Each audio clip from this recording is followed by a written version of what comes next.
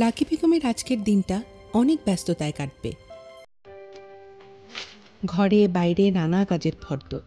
সকাল থেকেই স্বামী আনারুল ইসলামকে নিয়ে তাই তোড়জোড় চলছে। দুজন মিলে রান্নার জোগাড় যন্ত্র হলো।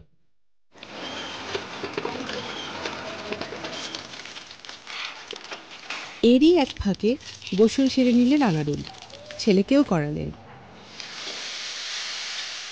রান্নাবান্নার পাশাপাশি ছোট সন্তানদের দেখাশোনার কাজটাও এভাবে দুজন ভাগাভাগি করে নিয়েছেন।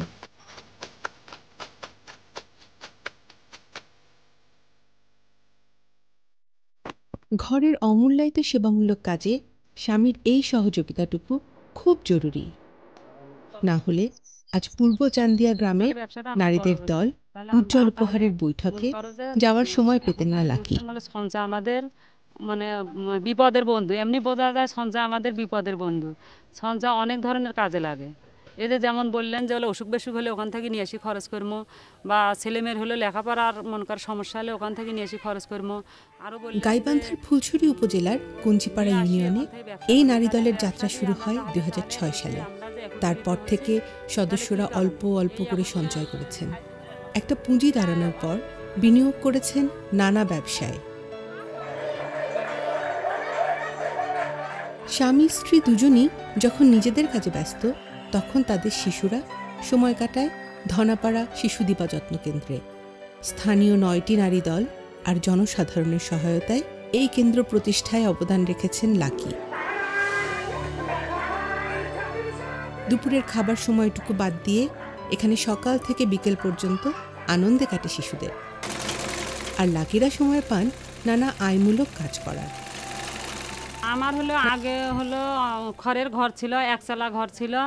এখন হলো আমার 4চালা ঘর হয়েছে। আমি হলো আগে কোনো সহযোগিতা পাই নাই এবং বাড়ির থেকে চাপ ছিল, কোনো বাইরে হবার দেয় নেই, এই কারণে একচালা ঘর ছিল। এখন আমার সুযোগ পাই, সহযোগিতা আমার স্বামী করতেছে, সন্তানেরা করতেছে, শ্বশুর শাশুড়ি করতেছে।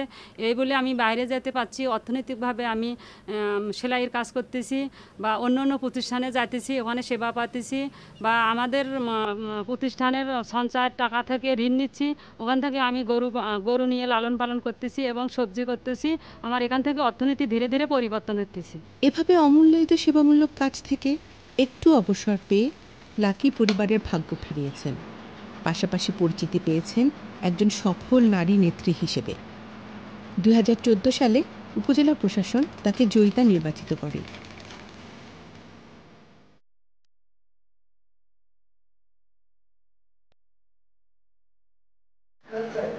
তিনি এখন ইউনিয়ন পরিষদের সমাজ উন্নয়ন কমিটির সদস্য। ২০১৬-তে তাঁর চেষ্টায় ৫টি বয়স্ক ভাতা, ৪টি বিধবা ভাতা, ২টি প্রতিবন্ধী ভাতা ও ১২টি ভিজিএফ কার্ড পেয়েছেন এলাকার হতদরিদ্র মানুষেরা। এভাবেই লাকি বেগম নিজেকে একজন সফল নারী হিসেবে প্রতিষ্ঠিত করতে পেরেছেন। আর এর মূলে ছিল ঘরের সেবামূলক কাজে তার স্বামীর অংশগ্রহণ, যা তাকে আয়মূলক কাজ করার সুযোগ করে দিয়েছিল। নারীর অর্থনৈতিক উন্নয়ন আর ক্ষমতায়নের এই মডেল তিনি এখন সবার মাঝে ছড়িয়ে দিতে চান।